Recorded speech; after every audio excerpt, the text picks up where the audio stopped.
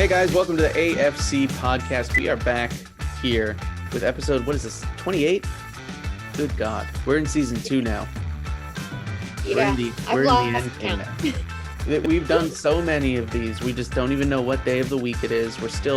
I think we're about a year into this COVID catastrophe, the shutdown. This is pretty wild that we're at the 1 year mark. In exactly 10 days from the day we record this podcast, it will be a 1 year anniversary of the world shutting down. Jeez. Well, thank you for spending that year with us, folks. Yeah. Thank you for tuning in to the AFC Podcast. As a friendly reminder, we are on Google Podcasts, Apple Podcasts, Castbox, and of course, our beautiful faces are on YouTube. You know, the place to be. I'm Jim Galizia. I'm joined by Victoria Fragnito over here. Is it even Fragnito anymore? It's for professional purposes. It is Fragnito, and I haven't officially changed my name, but when I do change my name, it's going to be Fragnito Russo. So I'm going to hyphenate my name. Crazy married people, you know, they're going to do what they do. What are you going to do? Yeah, you know. But that's pretty crazy. I couldn't imagine changing my name. You know? Yeah, someone I worked with, when she and her husband got married, they hyphenated both their names. So instead of being interesting, DeForest and Campbell, it's DeForest Campbell. I imagine but Nick didn't want to do that. So I imagine a scenario where you were like, "Did you want to do that?" And Nick would be like, "Fuck no," you know. Well, Nick also uses a stage name when he's an actor, so he didn't want. And that's why on like Facebook, it's both of those so that people can find him and stuff like that. But he didn't want. What's his stage name? Ferracamo. Oh, I thought that was just his name. I don't know his actual. His name is Nick Russo, but his stage name is Nicholas Ferracamo because he said Russo's such a common name that, you know, he wanted to stand out a little more. You got like the Russo brothers directing Avengers movies out there. There's so many Russos. Yeah, well, and you go to like an audition, you know, an open call or whatever, and you can find a minimum of 5, if not a crap ton more. So he wanted to. so if we had hyphenated both of our names, that would have been a lot of confusion on his end. So I mean, the hyphenations can get dangerous because you can have your name being hyphenated, and then you have a kid, and then your kid gets married, and then they hyphenate, and all of a sudden they have like 8 names, you know. It becomes too much. What are they, Italian or something? Come on. But, yeah. So, but anyway, today, guys, we are going to have a lovely lady on the podcast. Her name is Ava Paloma. She is an actress, a production coordinator. She's also a COVID compliance officer and an on-camera acting and audition coach. So she's a jack of all trades. She does a lot. Yeah. I'm really interested to find out about the whole COVID compliance officer thing because that's a new position that was just created in the last year. Yeah. There was a demand and she was like, I'm going to supply that demand. You know, came out of nowhere. Yeah. And I think middle of last year is when she got into it. And it's just kind of crazy that it didn't exist before and nothing like it existed before. It was the closest thing to it would be like if you were filming a scene with a gun and you had to have a police officer on set, you know, you know, unless you were in like a big budget thing where they had an ambulance nearby just in case. There's no one there for like safety, you know. Oh, you're sick? Deal with it. Yeah. You can't do that anymore. No. Well, and we shouldn't have been doing it from the beginning. Because honestly, you don't know what other people are dealing with in their lives. And like a cold for you could turn into a life-threatening situation for someone else. Right. So well, if there's a life-threatening situation, I just want it known that I do not want to be put into a dream state and frozen like Tom Cruise in our film of choice, Vanilla Sky. Yeah.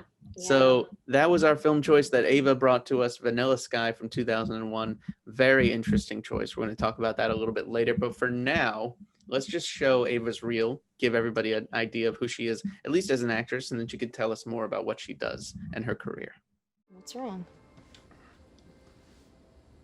I don't know. Any ideas on how we can fix the situation?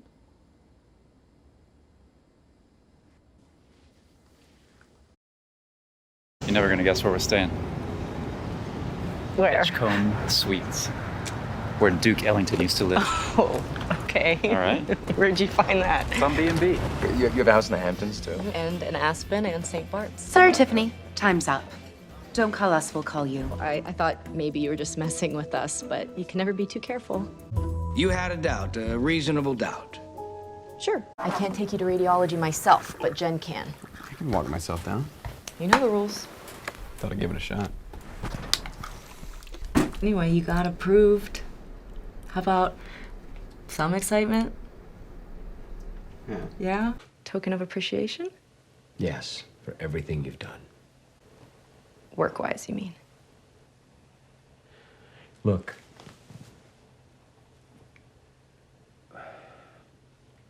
Elizabeth, what happened that night can't happen again. I don't want this. Elizabeth. Jonah, that is a lovely name. How do you spell that? Jona. It's Icelandic. Yeah. It means God is gracious. Is he now? Icelandic? No shit? So how long have you known this bozo? Two couple 2 weeks, yeah. Yeah. It's technically our third date. Really? Mm-hmm. Easter Sunday. Thought it was kind of sweet. Wow, is there some kind of rule about that? Honey, I don't think we can afford that trip to Senegal. Wait, so it's okay for Karen to go on trips, but not Max? What are you talking about? You know what I'm talking about. What are you doing here anyways? You asked me to come pick him up. You don't remember that? No, why would I do that? I have him during the week. I owe you. How much? What? For the flower. Because that's why you come here, right?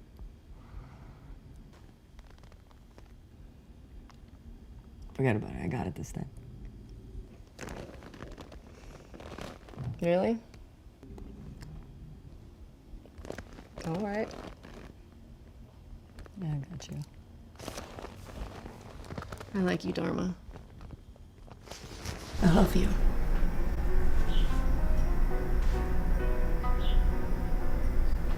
What? You have nothing to say?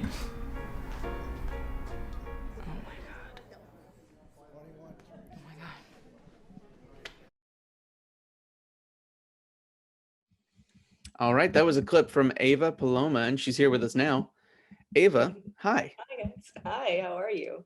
Good. How are you? Long time no see. How's I know. everything? Very well, all things considered, I feel pretty good. Pretty good. I know Awesome. It's been, what now, a year since I've seen you? 20... It was 2019, right? Like a year and a half. So it was like October, November 2019? Yeah. Back when the world was normal. Back when the world was normal. So long ago. Me and Ava met on the film, a feature film called The Scrapper, which I think now is just Scrapper. No the. We dropped the. I believe you're right. I think it is just According to IMDb.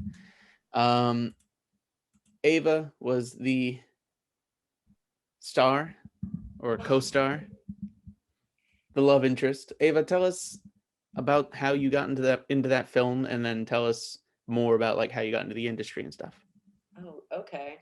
Well, it's actually, I was thinking about this, in the past week of just like things to talk about, but the longer story with Scrapper, I knew Barry. I've known Barry for about like 7 or 8 years, and he was dating my coworker Monica when I worked at Extra Virgin Restaurant. It's a cute little cafe in the West Village, and he had first filmed that he was coming into the restaurant, and he was just so excited about this project. I think he had like $40,000 to make a feature film, and he had never made a film before, and he is Mexican Pakistani, and he was just complaining that there were no roles for him that he wanted, so he was going to make a feature film where he was the lead, and it was going to have all the things that he wanted. And I can remember at the time, and I hate to say this, but this is the truth, I think me and a few of the other bartenders kind of underestimated him. We were like, he's never made a film before, like he's so excited. But I don't know if it was just him or if it was just hearing so many people say, oh, I'm going to do something, and just like, yeah, okay, whatever, we'll see it when it happens. So yeah, he would come in and talk about it. His girlfriend would be, finishing up at the bar, and he'd be talking about his project. And we'd be listening like, okay. And, you know, they started filming it and we heard like little bits and pieces. And about 8 months later, we were all invited to the Urban World Film Festival, which is a film festival that I don't know if they always do it at 42nd Street AMC, but they did it that year. And me and a lot of the staff from the restaurant went to see the film, and Barry packed the AMC. There were probably like 600 people in one of these rooms. Sorry, I haven't been to a theater for so long. What are movie theaters? A movie theater room. What do you? Anyways, it was packed, and he made a feature film. There were car chases. There was like these violent action scenes that were just amazing. He did such an amazing job. I was blown away. And I can remember looking at some of my coworkers and we were just like, holy shit, like this is above and beyond anything we could have ever thought. And it was definitely like a personal moment for me of like, if you see somebody excited about a project or with people with big dreams, don't always like take a second and just like really take them in, because people can do things and surprise you. And he definitely went above and beyond. So that was like 4 or 5 years ago. And then 2 years ago, he reached out to me and he was looking for a lead in this role, a lead for the role in The Scrapper. And I guess Monica, his wife, was like, what about Ava? She's like perfect for this. And so they reached out to me and he said, I need the audition, or I need it turned in by tomorrow. And I think I filmed it like that night and sent it in. And he said, okay, here's some notes. I want you to do this, this, and this. And I said, I can't get a reader that fast. And he's like, I don't care. Just hold your camera up to your face and pause for the other person's lines and just read your lines. So I, like, no joke, I just held the camera to my face. It sounds like it's a story from like pre-Zoom. Like Zoom didn't exist yet to do a reading like this. Right. This was pre-Zoom. This is a different time. But I was in my room by myself and I just read my lines and I just looked like, you know, made my own eye line, but I was holding my own camera. I was just by myself and read my lines and I took all of his notes. And then he called me like an hour later and he was like, you booked it. It's for you. Kit is your role. And I was like, oh, it's so crazy. So I was just really excited then to be cast in it and then be part of his second project. He's an impressive guy. He really is. That's a pretty cool story. What's that? It's a pretty cool story. I mean, there's a lot of people out there that feel like they want to do stuff in filmmaking and there's just not a spot for them, so they make their own spot. And that's a pretty cool thing to do. I'm still kind of amazed at the fact that you said his first film was a $40,000 budget and it was a feature film with action scenes and blow ups and all of that stuff. That's fascinating to me. I've seen shorts that have done less with $40,000. I can't imagine a full feature being able to do that. I think that's the number. It's been a couple years since I've double checked that, but it was something, like 40, 30, 50, something in that world. And he made it. And it's called Lucky. Yeah. Lucky is the name of the film. And it's really good. Especially when you consider the budget. Yeah. So now Scrapper, when did that start and end shooting? I think it was what, October 2019? Yeah, it was about a month. I think it was about a month, right? A little over a month, maybe. But I remember it was a fun time. There was the first week of it was upstate. So all of a sudden we went upstate and I remember it being cold. Was it cold? It was kind of cold and we had this like interesting Airbnb. And then we also stayed at a hotel nearby. It was cold. It was a little cold, but I felt like it was also really, I remember they would be cooking breakfast in the kitchen making pancakes. Who was it? Stefan would be making Yeah. pancakes every morning for the crew. He like woke up super early and just started making breakfast for everybody. It was a fun time. It was kind of like we were all away at like camp, you know, Like but film also camp. like, it was film camp. It was work camp, but also it was a fun time. The place we were staying at, I actually just realized I have a memento from it. The guy who ran the Airbnb, he was there the whole time, or he was in and out. He makes furniture out of coal, and he buys like giant slabs of coal and makes furniture. And I took a tiny piece of coal. Oh yeah, it's so cool what he does. I forgot that whole studio that he had in the backyard. He had this huge space. It was almost like a tiny farm that he just wasn't farming anything. And he had all this like room to do all this cool stuff, which gave us the opportunity to do crazy stuff like action scenes where dudes get their hands cut off and no one around would be like, what's happening, or interfere or be in the way, you know? Because Yeah, there were sometimes some violent scenes in that movie. I'm excited to see the finished project. I'm definitely excited to see too, just because especially too, like thinking about doing something like that in Manhattan, you just couldn't, because there was a scene where he jumps out of the car with an axe and chops a dude's hand off. And filming that in Manhattan means you have to like block off a street and get like police officers there. And we were obviously very safe, and everything was filmed on angles and stuff, so then nobody was ever swinging an axe at a person. But you know, it looked really cool to film. I was assistant camera on that shoot, so I was pulling focus. So I'm just looking into the monitor and I'm trying to get blood in focus, you know. It's a fun time.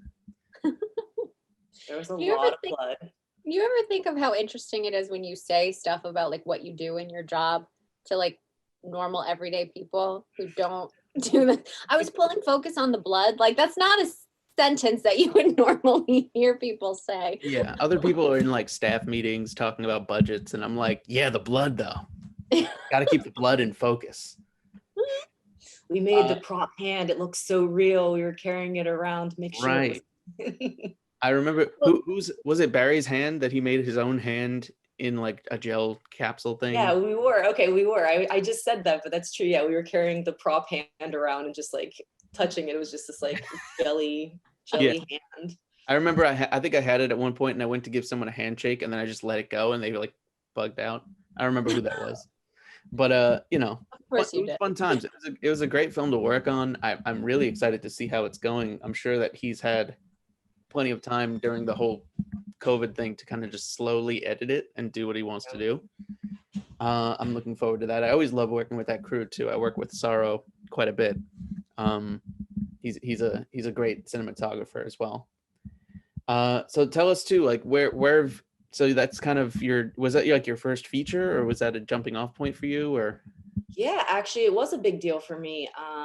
That was like my first feature, first lead role like that. Yeah, and it came out of nowhere. I mean, they called me, and it wasn't even through the casting director. I think Monica reached out to me, and she's like, hey, we've been seeing some people, but they haven't been working. I think you would be perfect. Yeah, and she just recommended me to Barry, and then I auditioned. I think I have to find this photo. I'm going to put it up right here via editing, but it's the photo of you where you're like smiling just after all the makeup got done. You're just drenched in blood.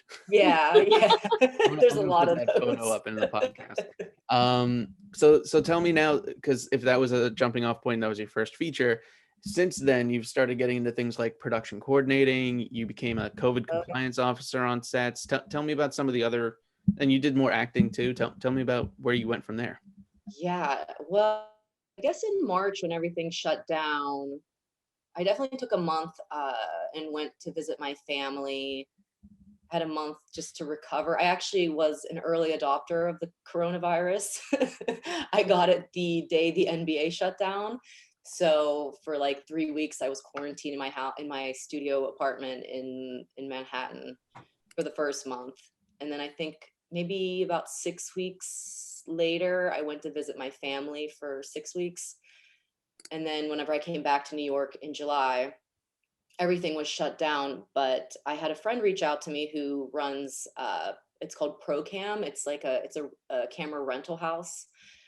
And he had this idea of me doing PPE sales, which is like personal protective equipment. He thought it would be a good opportunity for me to do the PPE sales and meet like different studios that were needing that kind of equipment.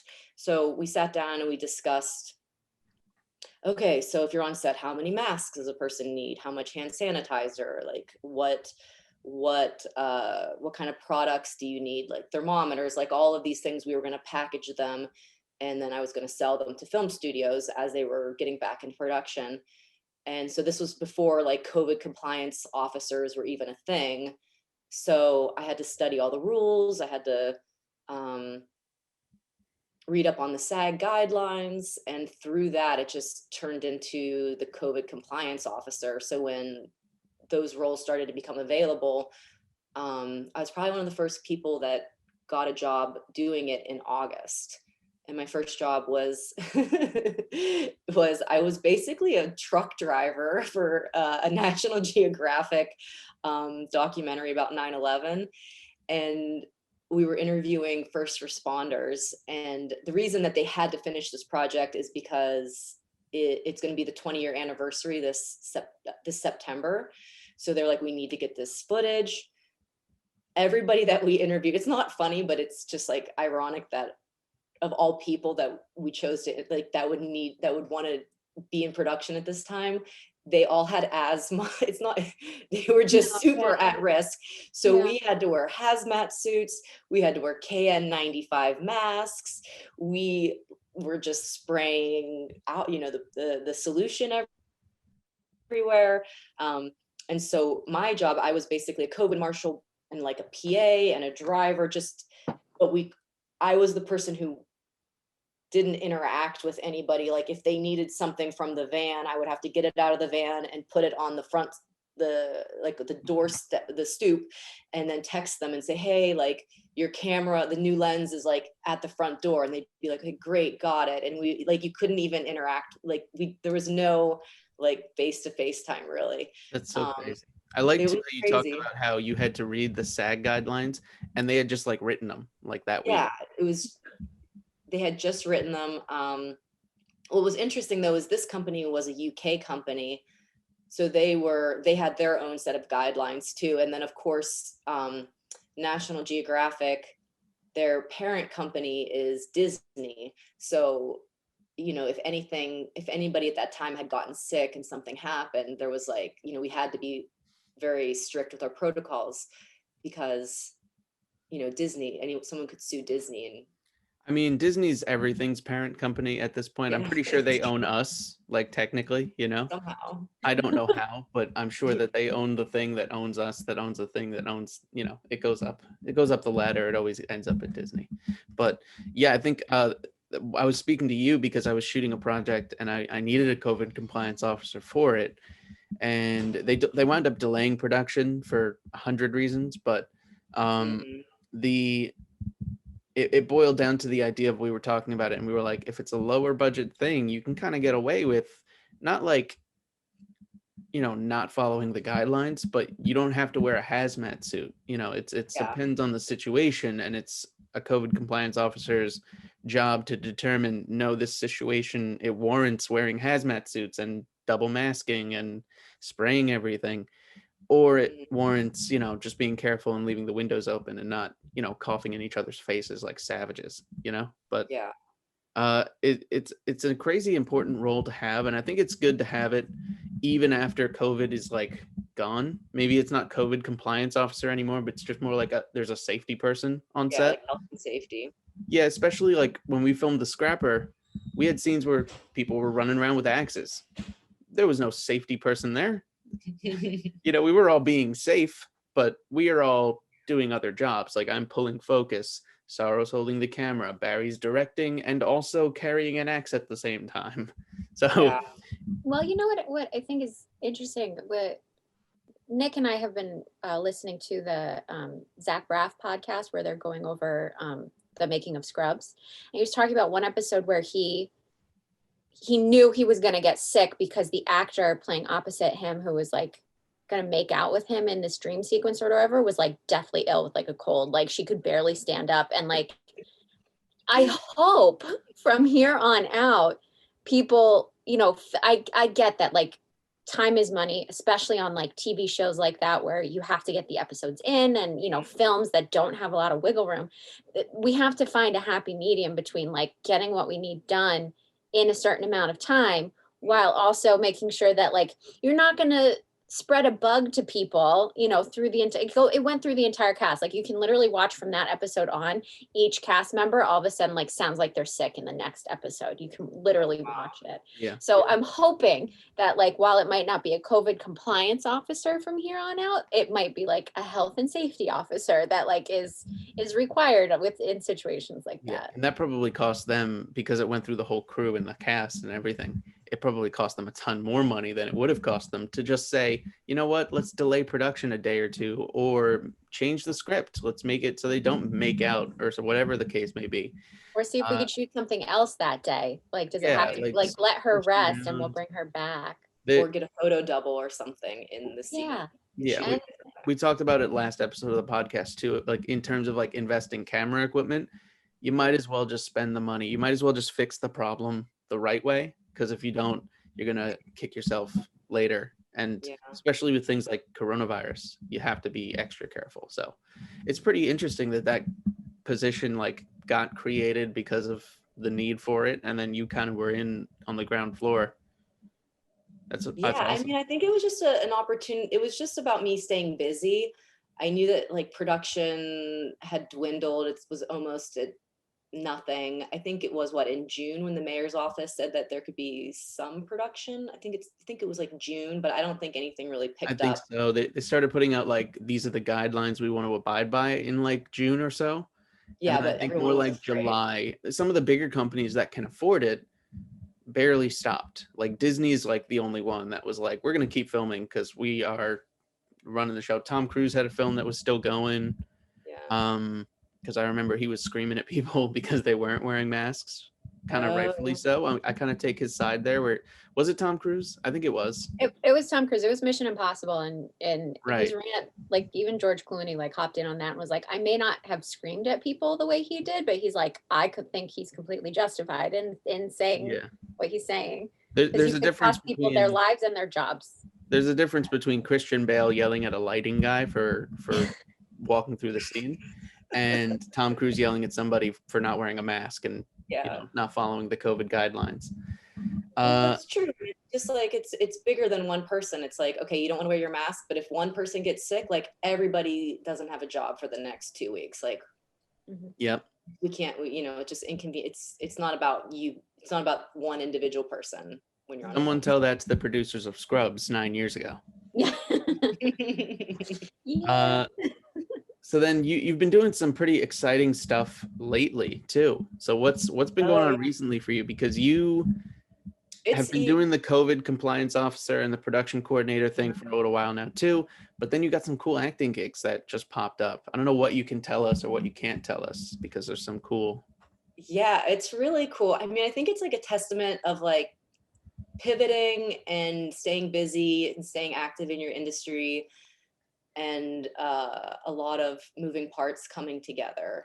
So so through the COVID compliance, I started doing coordinating and just doing more production work. And I have a friend who has a company down in Georgia, and they've been producing a bunch of Bruce Willis films.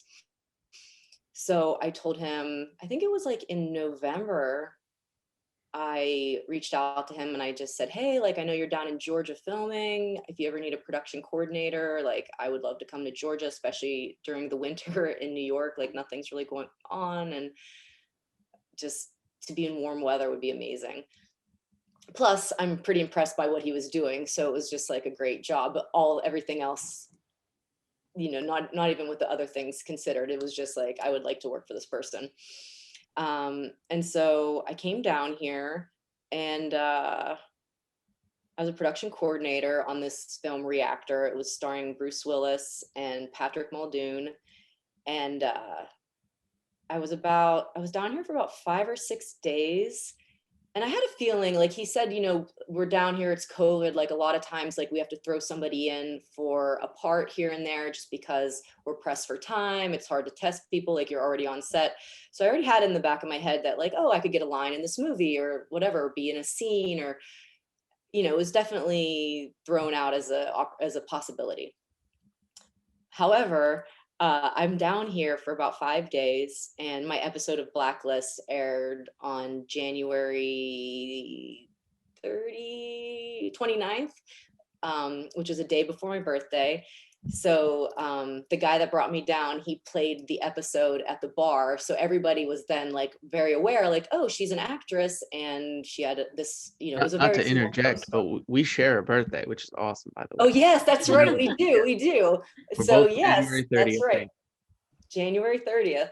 And It don't was just a breeze very over Blacklist too. That's a big deal. I want to hear about that too. How you got into the Blacklist. Oh gosh, yeah, that's another. Come back to But it. so they're playing this episode at the bar. It kind of gets people talking, oh, she's an actress too, whatever. And apparently the girl that they had cast for they decided that I was more right for this role, this lead character. And the next night I was in the production office doing so much paperwork. I thought I was going to be up till like 3 a.m, and I get a call from the assistant director, or the first AD and the director. And I thought they were going to ask me for more paperwork. I was like, guys, like, please leave me alone. Like I have so much to do. And they let me know. They were like, hey, actually, we're calling you because we want to cast you as the role of Sophia, which is the lead female role. And they're like, yes, you have a 3-page scene tomorrow. Like your biggest scene. We're going to shoot it first thing in the morning. So you have to go rehearse with My anxiety levels are already like, did you have to also do the paperwork? I know, like, yeah, I had so much paperwork to do. And the production manager was like, okay, like it's cleared with the producers, like this is where we're gonna put you, like please like tell your coworker like what you have to do. So I looked over at her and she was overwhelmed, and it was definitely like a moment for me of like this exciting opportunity, but also just feeling really concerned about your teammate that you're kind of like leaving hanging. So that definitely weighed on me for the whole course of the shoot. But yeah, so I went to I met up with Patrick, we rehearsed, I went to bed, I woke up the next morning, we did a blocking rehearsal. I was stuttering, I could barely get everything. I was like, what there? I was just like, run away. I mean, maybe it probably wasn't that bad, but my anxiety was definitely peaking. And Patrick just took me outside, and we just worked the lines for about like an hour and a half, 2 hours, and then we shot the scene. And it was the first of, I probably had throughout the movie like 10 to 12 scenes throughout the movie, but this was like the first scene between me and Patrick. And he's my ex-husband, and it's the first scene where we come together. So you have to like have all the backstory figured out, and like our chemistry has to be there, but like all the history. Right. You have 30 minutes to figure that out. Go. Yeah, exactly. So Patrick's just like, okay, this is what it is. This is it. And he's just filling me in. And he was just awesome to work with.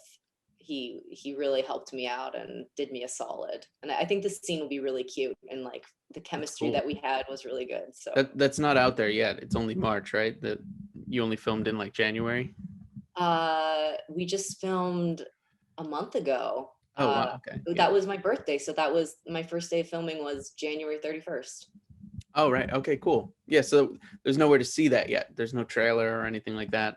But there's no trailer, but if you I think we did a little bit of press on it. So if you Google Reactor, it's on IMDb. And I think one of our production services, one of the producers, he did a little bit of an interview with the local news channel. So there's like a little bit of local news about Bruce Willis coming down to South Georgia.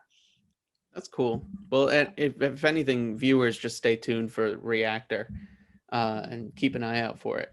what else were you working on? Let's go back to Blacklist, because you Oh yeah. you kind of just breezed over like, oh yeah, I was on Blacklist. No big deal. Well, they've brought me in a few times throughout the years to play like a look-alike of the main character. I'm blanking on her name right now, but I can the pull lead it up. yeah, pull it up for me. It's The actress's name is Megan Boone, and her name in the Megan show is Boone, Elizabeth thank you. Keene. Elizabeth Keene, She yes. does look like, you guys look alike. You do. Yes. So I've been called in a few times to play. I think throughout the years they've had like decoys or like people set up to look like her, or they think it's her, so it's happened a couple of times that they've called me in. But in October, they called me in. It was another role like that where it was like a Liz lookalike, and I recorded it at home. What's funny about it though is I had my friend, he's a voiceover artist, and he just recorded the other person's lines because I couldn't get somebody into my apartment. Like the timing just didn't work out. So I set up my camera and I just would hit play on his, on the recording, and I just acted the scene off of his playback. And I was like, this is crazy. Like never in a million years would you be able to do this. But because of COVID, I feel like with self-tapes, there's so many rules that can be broken. Like, I think you can do recordings. I think you can record your own voice and like act with yourself. I feel like I've seen people do that. And then I feel like it's also kind of acceptable to just do your lines without anybody in the room. I've seen people do all of this. So anyways, yeah, I sent in the audition and then I ended up booking it. It's a quick scene. It's a co-star, a few lines, but yeah, they basically, the premise is they think I'm Liz and they follow me, and only to find out that Liz paid me to wear her outfit and she's escaped. So it's a fun little moment in the episode. Cliffhanger. Dun, dun. I think it's interesting, like the COVID has really brought around, like pushed forward a lot of things that were like trending that way anyway.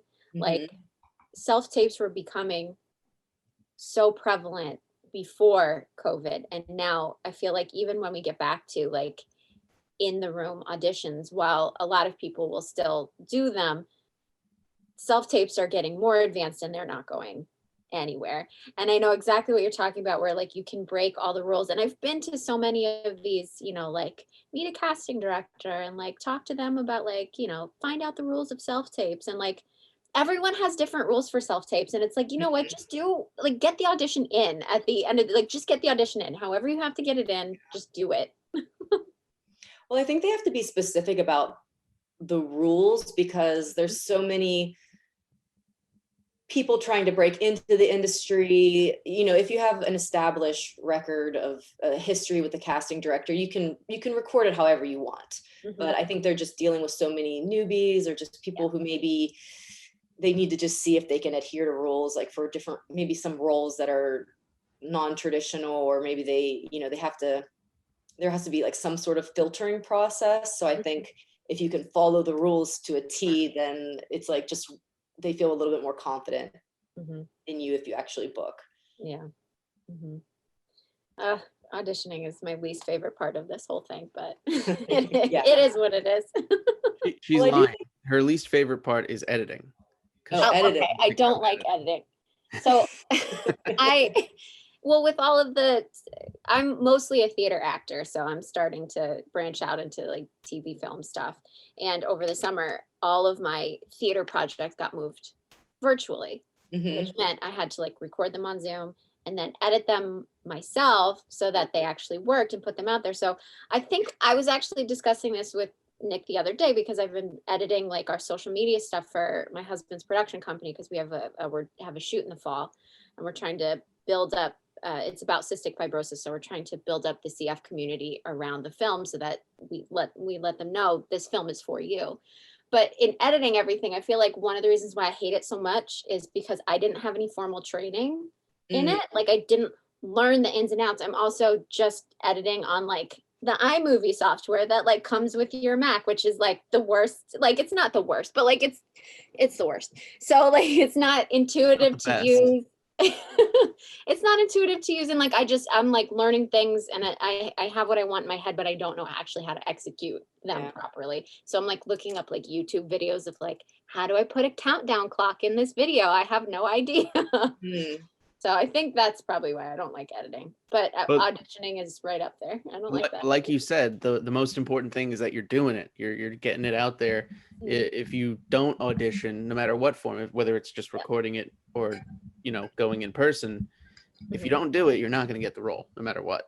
Yeah, that's an automatic no. Like Ava said before with the Scrapper, she was like holding her phone and trying to do it that way, and it worked, and she got the role. So, you know, you just got to do it. Just do it. Nike. Just do it. There we go. We just did an ad. Well, I think it is important to find the freedom in the self-tapes. Like I was telling my friends, like this is the only time as an actor you're able to do a 9-to-5, because you can, you know, work remotely, work your 9-to-5, and then at night tape your self-tapes. And if you happen to book something, take a couple of days off. If it's a large enough role, I guess you can quit your job. But I think for the most part, actors are dealing with like, you know, co-star, a couple day bookings, or maybe a week if, you know, if they're lucky. The gig economy is a time where you can actually, what's that? The gig economy is strong. Like it exists. So even with COVID beating the crap out of it, people are still finding ways to like make it happen. Yeah. Some way, one way or another. Yeah. Well, Ava, I have to ask. So obviously we ask all of our day players to suggest a film for us. And Jim texted me and said, Ava's film of choice is Vanilla Sky. And I'd never seen it. All I knew of Vanilla Sky was all of the I guess pop culture references of how bad that film is. So I had this idea in my head of it being like the worst film, and I'm like, why is she doing this to us? I did too, but it was like, you know what it is? When I grew up, I had a box of like movies that my parents just had, you know. 90% of them were like kids movies because, you know, they wanted to buy us movies like we were like 12. The one movie I never understood why it was in the box was a very old DVD of Vanilla Sky. And I just didn't get it. And it's not like it's that old of a movie. They must have bought it right away because it was like 2001. I was like 10. So yeah, that makes sense. So that, like, I don't know what my parents were thinking, because they were like, Casper the Friendly Ghost, that's your first movie. Here you go. Also, Vanilla Sky. We bought that. That is not a kid's movie. It is not a kid's movie. Not at all. But it was in the box. It was in the box with all of them. I just never looked at it and said, "Oh, I want to watch that." Vanilla Sky is. Did you guys end up watching it before this, or you did? No, we did. Okay, it's not for everybody. Well, I have to ask, why did you pick the film? After watching it, I'm very curious why. Well, the first time I saw the movie, I think I was like in high school or middle school, and I can just remember having an intense emotional reaction to the film. I can remember just thinking, like, I thought Penelope Cruz was just like so ephemeral. Is it ephemeral or ethereal? But either or both, or it's just magical. How about we just say magical? She's just so endearing and lovely and sexy, and just like this like really charming character. And I think the deeper message of like narcissism and unrequited love and like ego, I think there's just a lot of different things at play that kind of, the film doesn't make sense, but the reaction that I had at the end of the movie, it just made me cry. I was like, I don't know why this is so upsetting, but this is the most upsetting thing. And I didn't watch it for like 10 years, but then like maybe like 5 or 6 years ago, I watched again. I was like, I remember when I watched the first time, like how strong of a reaction I had. And I had the exact same reaction 10 years later. And I was like, oh my God, this is crazy. And then after I saw it, I actually ended up living in the building one summer that Penelope Cruz lives in Dumbo, like this warehouse building. I lived in that building one summer. Wow. And then for the the apartments as nice as they look? It was a apartment nice apartment. It was like a guy had just gotten married and he didn't want to give up his man cave. So he sublet it to a bunch of girls to like live in this nice apartment for one summer. So it was a really interesting summer. It was like, it's an industrial building. So you're walking up stairs that were, I don't know if it was like I think it was like a framing factory. They would make frames. So it's this huge warehouse, and New York is so weird. It's so weird. They're like, here's a framing building. We frame pictures here. Yeah, you can live upstairs. Like, it's so strange. But I'm sure the rent was like bananas in a building. Not really, because it was one of the last buildings in Dumbo that were like rent stabilized, and this guy had been there for like 15 years. So it wasn't that bad, but we had to leave because the building ended up getting sold for like $1 bajillion, and they bought out all of the tenants, and so we had to move out. The guy just was like, oh, you guys can't stay there. Like, I love my man cave, but $1 million, like, I'll get out of there. Yeah. I mean, this movie was a lot. I want to say there's two sides to this movie. One side being that it's like a romantic story about this guy trying to, find like I guess more of a sense on himself, or he's trying to like pick what he wants in his life. And it's like that kind of story is built into this weirdly also big sci-fi adventure. Yeah. I was watching it the whole time too, and about halfway through I kind of figured out what they were leading up to. And I was like, this is like a weird twist on The Matrix, which came out like a year or two before, where he's like he's in this like fake reality, but like not, he's in control of it somehow, but he was basically Neo from The Matrix. He kind of just like, I really felt like with this film, I think because I had such low expectations because of all the pop culture references to it, where everyone hates it, quote unquote, I was expecting it to be much worse than it was, and it honestly was not. I didn't hate it. I was very confused by it, and I think that it felt to me like there were like, as Cameron Crowe was the writer director, right? I feel like Cameron Crowe took every film device he had in his head, put it all together, and threw it on the screen.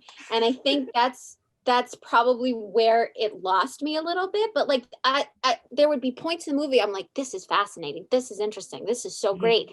And I feel like they almost tried to do like too much. And I don't know if like it last podcast we watched The Neon Demon, and with that film I also very much felt like, I don't know if I had watched it a few times I would have picked up on some of the things that made me go, what the hell?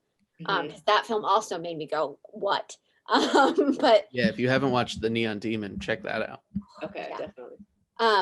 But with this film, it really felt like there was just so much going on. And I also don't know if that was like Cameron Crowe's like point of like Tom Cruise's character falling into like this madness of like not knowing what's going on with his life, of like disorienting the audience as much as he's disoriented in the film.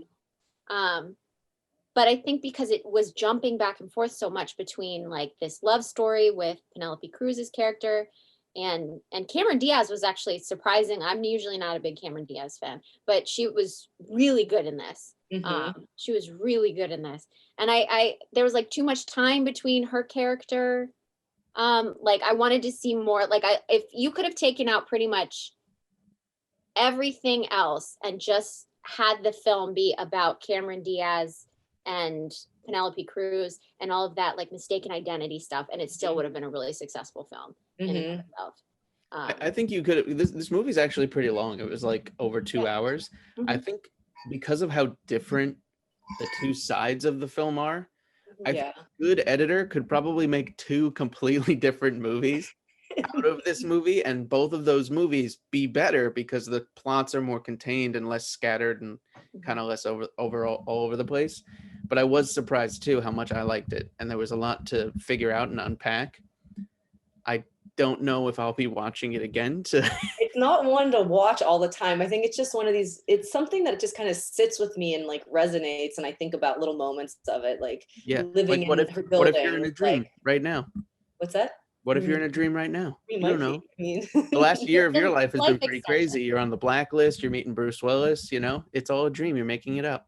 Wake up, Ava. Wake Don't up. wake up. This is Wake up, awesome. wake She's up. doing great. Don't wake her up. It could be. I mean, you know, it's Just go You into the don't know. lobby of your building right now and just start screaming tech support. tech support. I know I should. I couldn't help but laugh because Tom Cruise was more Tom Cruise in this movie than he's ever been. He was the most Tom Cruise he's ever been in this movie. He like Tom Cruise was peak Tom Cruise when he jumped on Oprah's couch. And this was like the movie where he was like channeling that energy. I said the exact same thing. With the makeup, and he's in the lobby by himself screaming tech support. I was just dying laughing because of how ridiculous it was. Oh wait, what about this scene? Actually, the scene in the beginning when Times Square is empty. That shot is amazing. That was like one of the moments where I was like, oh, this is really strange. Like, I was like, is this I Am Legend? What's going on here? And I was very confused. I'm relating it to other movies. I think today too, we're spoiled by a lot of other sci-fi movies that, at least for me, I've seen so many sci-fi movies. So I'm like, this is like The Matrix. This is like I Am Legend. But it's crazy that this movie is all the way back from 2001. But just thinking about how, I guess maybe not with COVID, it wouldn't be as crazy, but how to empty Times Square and just have Tom Cruise running through it. There's so few movies that have done this. It's like, and it's so eerie watching that because it does remind me of like the beginning of the pandemic when like you would watch like the news in the morning or watch Good Morning America and they would pan to Times Square and it was empty, and it's so eerie and creepy. yeah. You know, I will say this though, I was driving in Long Island. I was meeting up with a friend, and we had another friend that we knew that worked at a film studio in Long Island. Yeah. And they were like, oh, just come to my office and we can link up for lunch. So we drive into the office, we get into the parking lot. I want to say it's Gold Studios or something Gold. And as we're driving through the parking lot, we notice this big set, and we're like, let's just drive through the set. There's no one over there. So we drove through the set, and we're driving through, and all of a sudden the set it was huge. It was like a city block of Manhattan, just built in Long Island. So we're driving through, and it's only like one level high, but all of a sudden we were like within the car, we were looking at the windows, and we were in Manhattan, and there was just no people there. Wow. We were like, this is zombie apocalypse Manhattan. It's only one city block, but holy shit, it was so creepy. And then we pull out of the set area and make a left, and we were like back in Long Island. We were like, it was a what lot. time loop did we go through? It's so different because you're used to seeing thousands of people. And then I think he freaked out too in the movie. He's starting to freak out and realize something's up as early as that point. And yeah, there's a lot to unpack in this movie. Yeah, it's a lot. A lot. Well, and I also feel like things that I remember thinking after the film that like bothered me, like I'm starting to put together now, like, you know, given some time and space away from the film and like trying to piece it together. Like at first the music choices bothered the crap out of me because I felt like I was like, it feels like someone just put their iPod on shuffle and it doesn't make any sense. Their iPod Nano. It had to be an iPod Nano because it was right, 2001. Yeah, wow. Nano, yeah. But going back to it and now, you know, thinking back, like this is Tom Cruise's like crafted reality that he has in this lucid dream that he's been having. It would make sense that like it's literally like his music choices put on shuffle and throughout his life. Like it makes sense now getting some space from it. But like in the moment, I'm like, why are you putting this song here? This makes no sense. It doesn't sound like any other songs in the thing. But I feel like this is one of those films where you either watch it again or like something is just going to randomly click for you thinking about it later. Or if you experience something later, you're like, oh, that makes sense now. You know? I think there needed to be, I think they needed to re-edit this movie because I think a lot of the problems that I had with this movie are via editing. It was just too long. You needed to cut it down. I think they needed to have like a one meeting with M. Night Shyamalan to get the twist right. Because if they sat down with M. Night Shyamalan and he was just like, listen, you have an awesome twist. Cut these things out, move these things around. Like him and an editor needed to sit down and just touch this movie up a little bit. And I think it would have been a way better movie, grand project. But now thinking back on it, besides the music, like the acting performances were really good. I want to say the makeup was good. It looked realish, but also like looked a little aggressive. I think Tom Cruise's face just isn't right for that. He's too perfect. He's too weirdly perfect. He also did all of his Tom Cruise mannerisms in the movie, where he's like smiling too hard and his hair's always the same. Tom Cruise is one of those weird actors that you can't put in makeup. Here's the thing about Tom Cruise, I will say. When I finished watching it, I was like, this is like the moment where since then, I feel like Tom Cruise has just done like mostly like action, look at what a great action star I am, like roles from like there on out. But if you go back to like 80s and 90s Tom Cruise, like that was like solid actor. Like this guy could do anything from hardcore, like, action films to, Rain Man. He was brilliant in that film. Like, and that is a heart-wrenching film. That film is beautiful. And it really almost felt to me like he was starting to turn. I don't know when he gave his soul to Scientology. I don't know at what point he did. But it felt to me like he was trying to like recapture that, like, I am a solid actor and not just a crazy person, like in this film. But like it didn't come off that way, because it came off as like, this is Tom Cruise jumping on Oprah's couch. Like that's all I could see in those moments with I think you should give the Mission Impossible movies a try, Victoria, because the new ones too, he's like great in them, I don't know if you've seen those, but I haven't. Like, I can't imagine that Tom Cruise jumping on Oprah's couch. I just couldn't. It's a different thing. The Mission Impossible Tom Cruise. Yeah. Okay. Wouldn't jump on Oprah's couch. Right. But like 2001. But Vanilla Sky Tom Cruise was jumping off of buildings.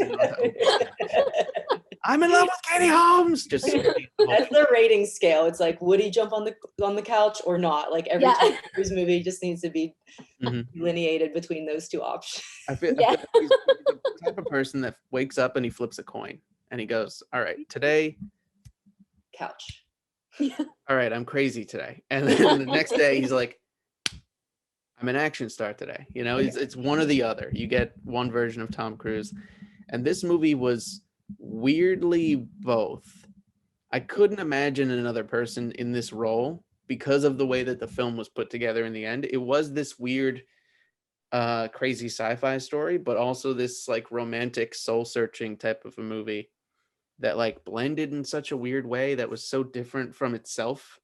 Yeah. And Tom Cruise was on both sides of that. And that mask was creepy. Yeah. So creepy. I have nightmares about that mask, Mm-hmm.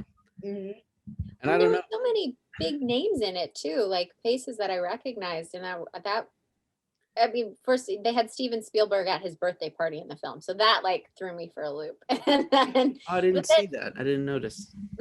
Yeah, he gave him a big hug at the birthday party, and I saw like faces of actors who I've seen like pop up in things like since then, in bigger roles and things. And like Tilda Swinton and Kurt Russell and all these people. Every time someone else came on the screen, I was like, oh, they got them for this? Michael Shannon was the police officer, right? You got Jason Lee was the best friend, Cameron Diaz, Penelope Cruz, Kurt Russell. It's a crazy class. Johnny Galecki.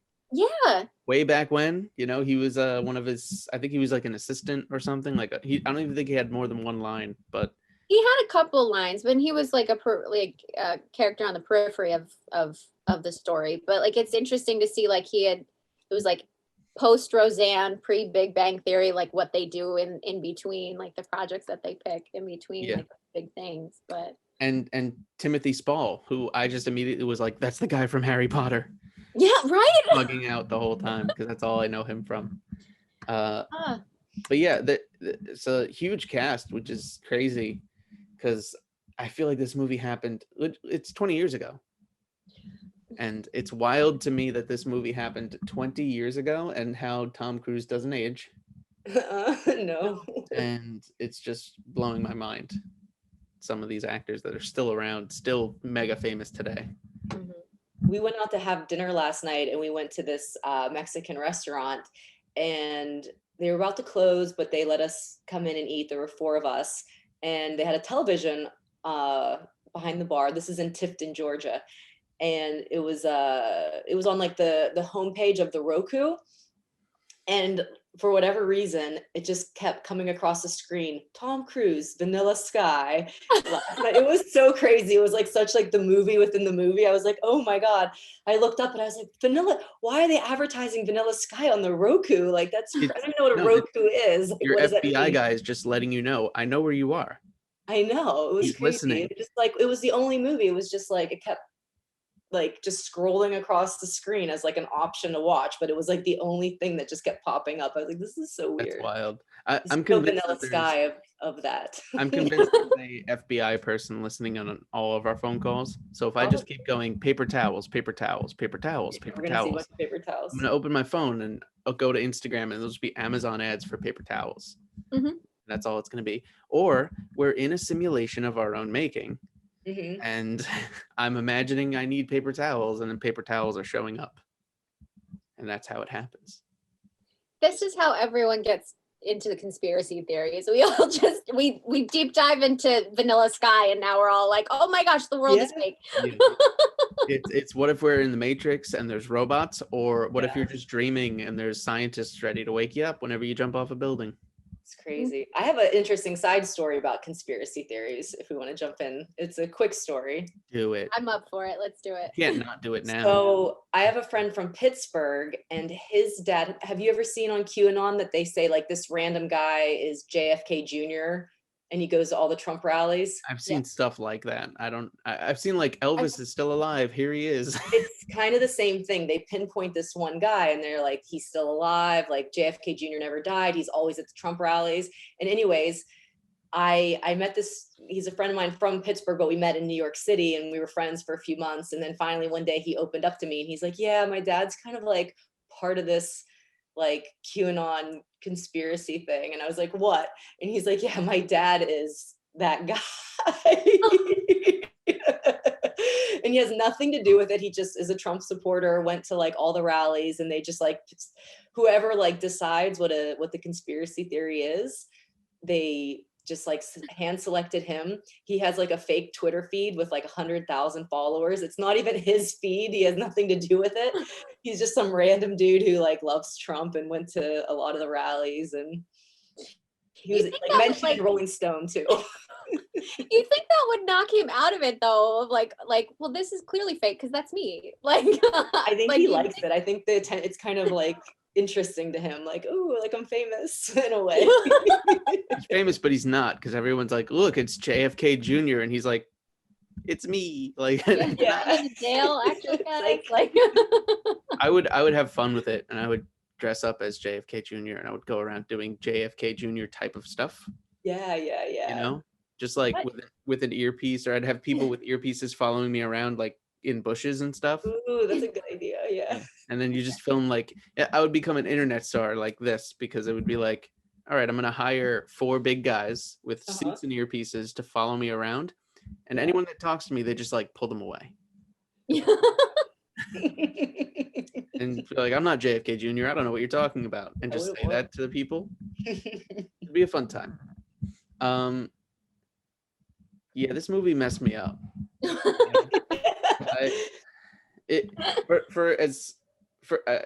I wouldn't say that this is like a bad movie. I can't say it's great. I guess the 6.9 out of 10 is kind of accurate. It's around a 6 to me, if I had to give it a rating. But like, I think it just could have been so much better had they just edited it down to like an hour and 30 minutes as opposed to like 2 hours, because it was a really long movie. Well, I think it reminds me of like what we said last week of like, it's not necessarily like a bad film. Like we're still if it made you feel a lot and feel a certain way afterwards, and you're still talking about it and thinking about it, then that obviously raises its value, because that's what films are supposed to do. They're supposed to make you feel something, and this definitely made us all feel lots of different ways. So anywhere between you. Ava, do you think this is the movie that impacted you the most in life? Like, did you walk out of this movie going, oh, that fucked me up more than any other movie? I think that because it doesn't wrap up like in a pretty package, I think that's why it lingers with me, because I am a person who, and I think as humans, we want to like have the story like beginning, middle, end, and then we can kind of like package it. Whereas this film doesn't make sense. I think I've seen interviews with Cameron Crowe where he's like, I don't really know what it's about. Like I think even he admits, he's like, I don't really know. It's just, this is what we did. And I think maybe just I'm the type of person who likes to figure things out. And it's just, I think there's like I don't know if it's like an OCD thing or something, where it's just like, you can't, it doesn't really finalize. You can't just like click, okay, I got it, on to the next. There's like something in that film that just resonates with me. And I think it keeps coming up in my life, and I keep seeing little bits of it. So yeah, I'm like, maybe one day before I die, I'll figure it out. Probably not. I mean, I don't know for me if it's the kind of movie that I would rewatch to figure it out. For me, it was like, I don't know if I watched this 5 times, if I still would not be able to figure it out, I would say for me, I can't remember if something fucked me up worse than this, but I remember seeing the first Transformers movie when it was like live action with like Shia LaBeouf and everything. And that movie fucked me up because I walked out of the theater into a parking lot full of cars. Oh. That was the best CGI I had seen up until that, the best CGI that I had seen up until that point. So I was, I forget how old I was, 10, 11 when that movie came out too. Maybe a little older. I think it was like 2005 or so. But I walked out and I was with my dad and I was just like, all these cars are going to turn into robots. I was just like nervous immediately. So like that, it was like stunned me a little bit for like half a second, where I was like, oh, that movie really messed me up because it looked too real. Now I look back on it and I'm like, this doesn't look real at all. But at the time it was impressive. It was yeah. Really... What about you, Victoria? Give us a movie that fucked your life up. The Ring. Oh yeah, that was a scary one. I first of all, yeah, no, I can't. I'm not good with horror films at all. So I'm dreading the day someone comes on this podcast and wants to watch like a real straight out horror film. Mm-hmm. But The Ring messed me up so bad because it wasn't just straight up like gore horror. Like there was a lot of like, it was like a good Blair Witch Project. You know what I mean? Like Blair Witch I watched that and it didn't mess me up until the very end, the very final scene. That scene, I was like, oh my God, no. But the rest of the movie, I was like, this is dumb. But then for The Ring, like it was really well made and like the horror all the way through. I couldn't sleep for like 6 weeks. I literally was like, I don't want to turn TVs on. I need lights on everywhere. I can't, I'm scared. It's never the movies that are like, look how bloody and crazy this is. Mm-hmm. It's the movies that are like, when your phone rings and you're like, fuck. Those movies are the ones that are crazy because they made you afraid to answer the phone. Yeah, that one and basement, weird stuff like that. Well, and Pet Sematary. I couldn't do. I watched that and I was afraid of children after that film because of the little boy.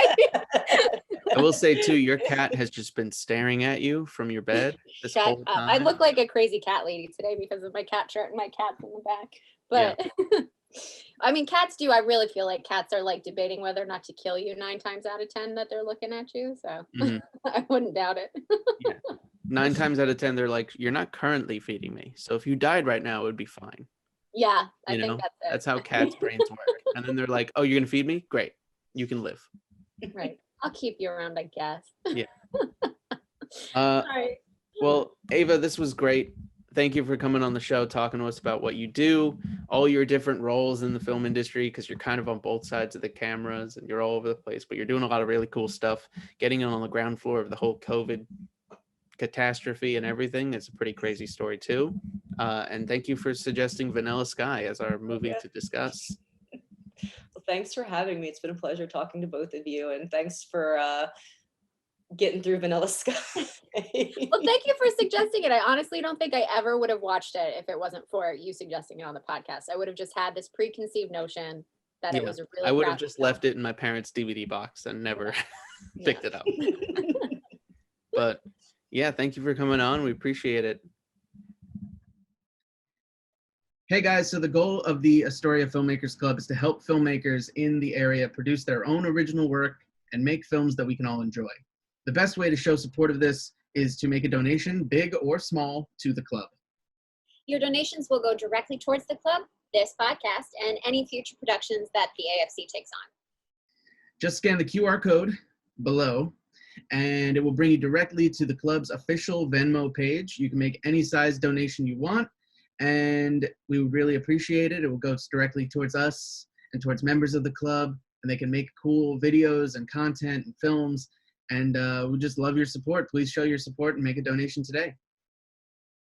And thank you again to Ava for coming on the podcast, talking to us about her whole career and her acting side of things, and then flipping the script and becoming a production coordinator and a COVID compliance officer in this last year of time that was really weird. And she kind of figured out a whole new position. Seems like she really got in on the ground floor of it, which is interesting. Yeah. Well, I also I loved her story about how she booked the role on Reactor. Like, that sounds like those like crazy stories of like, I was, in a coffee shop and a casting director spotted me from across the room. Like, it sounds like those things that like just don't happen, but that's I just got awesome. discovered So hair great. flip, Yeah. It's just, they just looked at me and they knew I was a star. Right.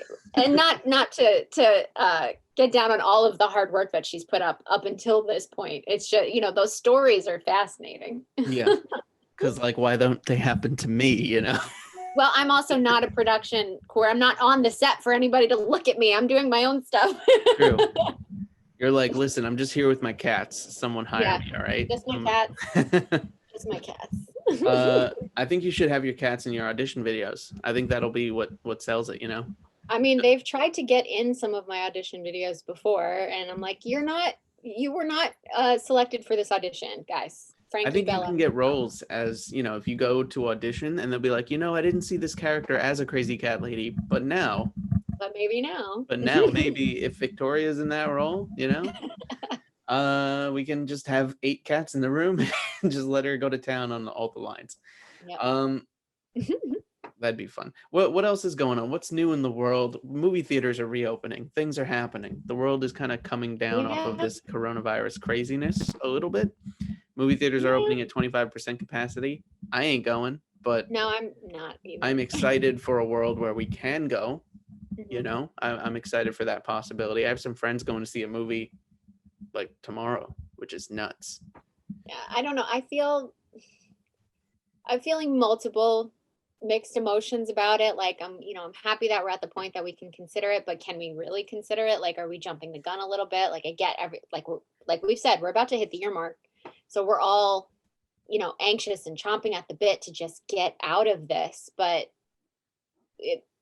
coronavirus isn't gone yet. And there are these crazy, mutations of it that are around. And so like, I feel like maybe we're hopping forward a little too fast, but everybody's the master of their own destiny. So make your choices wisely, whatever's best for you. I think just be careful, be safe. If you're vaccinated, maybe you can take a risk or two, go see a movie. If you're not vaccinated and you're high risk, stay in your house. What are you doing? Stream a movie. You don't need to see Raya. It'll be on Disney Plus in like 3 weeks. Yeah, it'll get there. You'll see it. I just heard about that movie. I don't know nothing about it, but I'm excited for a world where we can go to the movies. I think some movies need to exist in theaters, so I'm waiting for those. I think like Black Widow, the Godzilla versus Kong movie.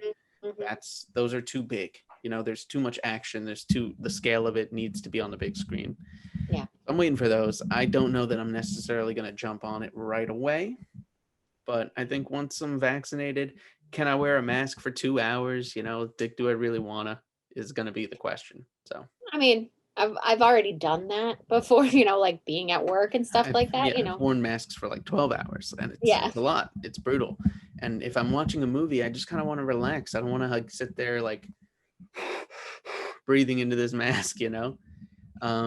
But supposedly everything's 25% capacity. I'm sure that they can figure out to at least keep close to 6 feet distance between everybody in the seats. Yeah, I think they'll mark off seats and stuff like that of like, this is where you can sit.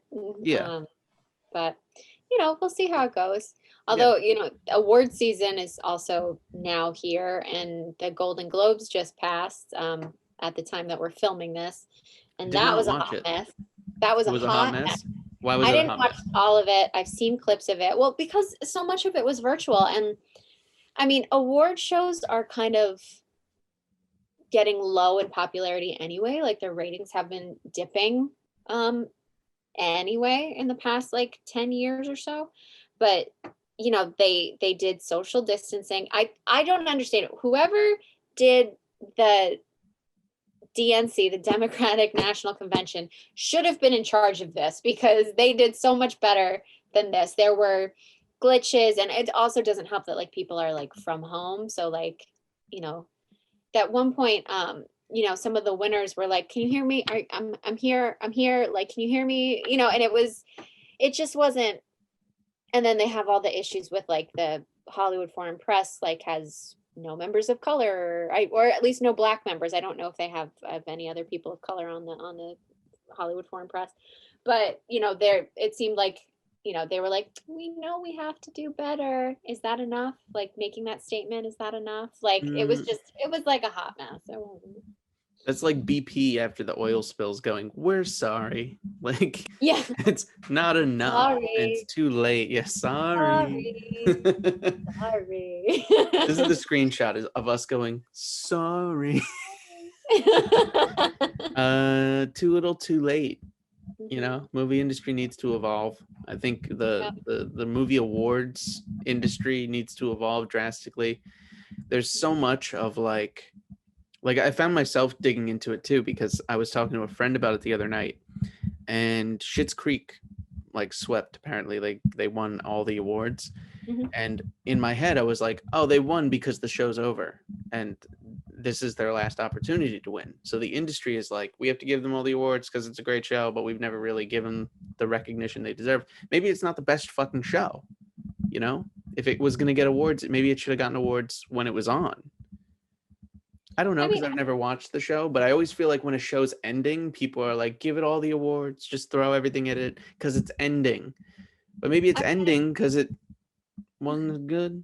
I don't know Schitt's Creek. I'm sure it was great, but I'm just saying in projects I in haven't general. watched Schitt's Creek either yet. Everyone keeps telling me to, but I've heard that the show literally it's like wine. It gets better with age. As it moves forward, it just gets better and better and better and better. And it won a ton. It's already won a ton of awards. Like it's not in the first couple seasons, but like you could see the growth. Like it's starting to get nominated and then actually winning them, and then so.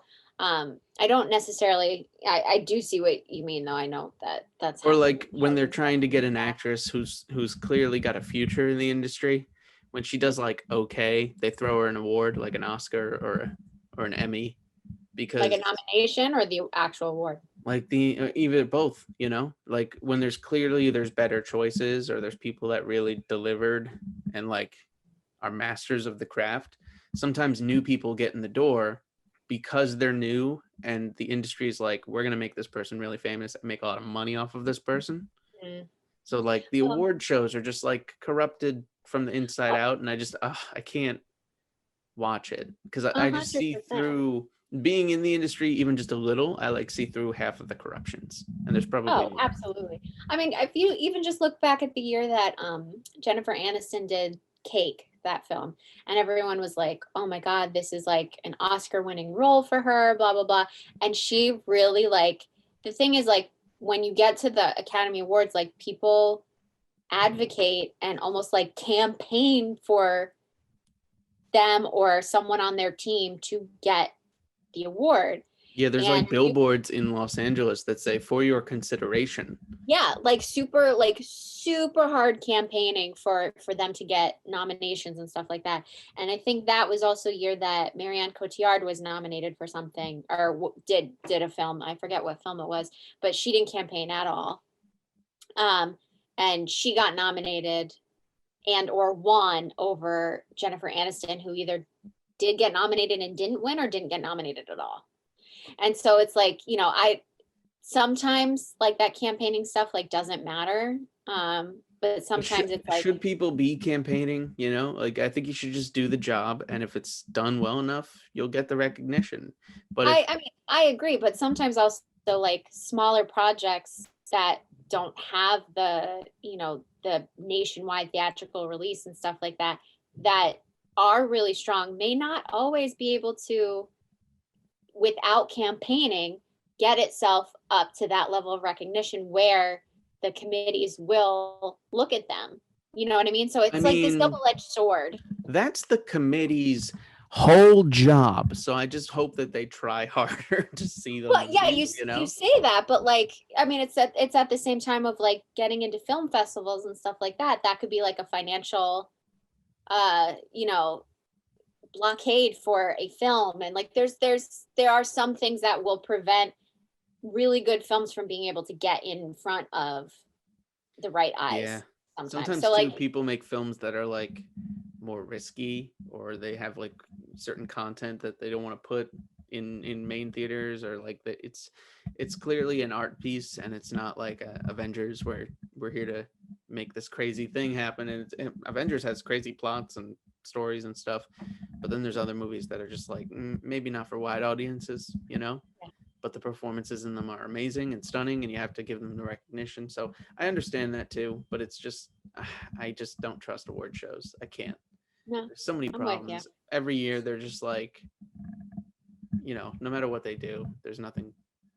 I've never been like, yeah, he deserved that. Like I think I saw Leonardo DiCaprio win an Oscar for The Revenant, and I was like, yeah, he deserved that, and he probably should have gotten like 8 more Oscars before that, to be honest. Like Titanic and all these other movies. Wolf of Wall Street, which was a crazy funny movie, crazy dramatic movie too. Just I'm just sitting here going like, that was the last time I ever saw someone get an Oscar, and I was like, great, good, that was one.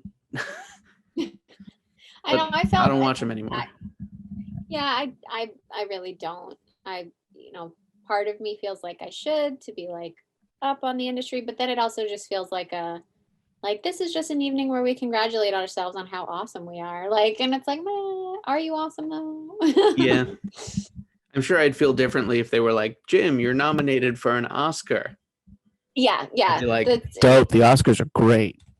Yes. But I will, you can show me this clip if I'm ever nominated for an Oscar and be like, I'm like, I changed my mind. I've changed my tune. Remember when you said, and you're canceled now? See, that's how that works.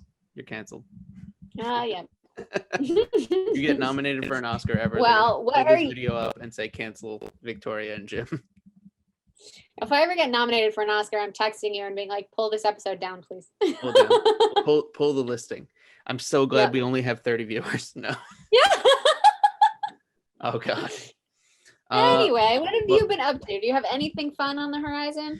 I do, and I'm sure that they're gonna watch this and fire me, but not really. We have some stuff. I have some small business projects that I'm working on, filming some weddings, all small scale weddings, which is nice because I'm afraid to still do like the 150 person wedding, which is technically now allowed at venues.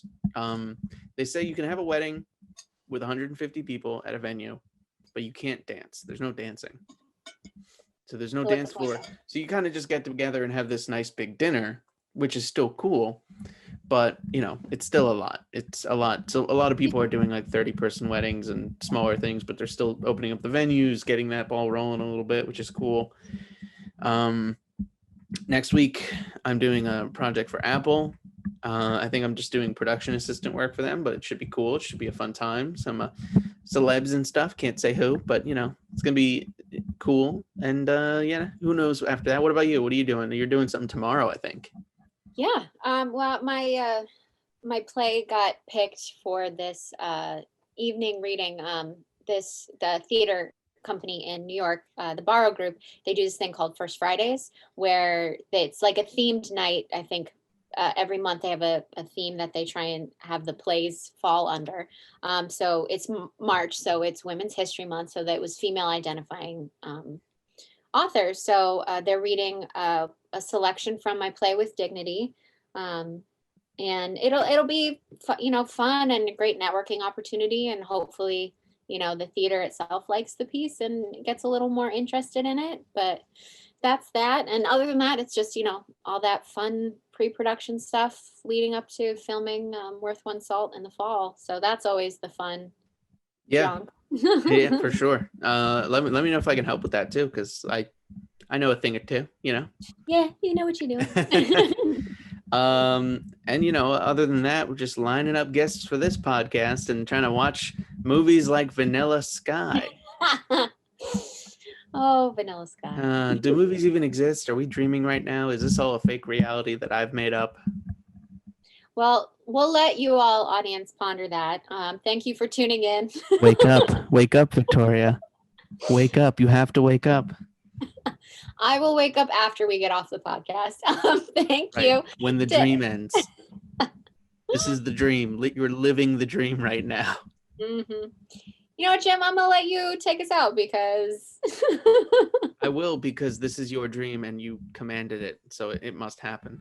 Thank you guys for tuning in to the AFC podcast. We appreciate you guys watching. Again, we're on Apple Podcasts, Google Podcasts, Castbox, and of course, YouTube, because we're amazingly beautiful. Thank you guys for tuning in. Thank you again to Ava Paloma for coming on the podcast, talking to us about her career and her film of choice, Vanilla Sky. And yeah, I'll see you guys next time. I'm Jim Galizia. I'm Victoria Fragnito. We'll catch you guys soon.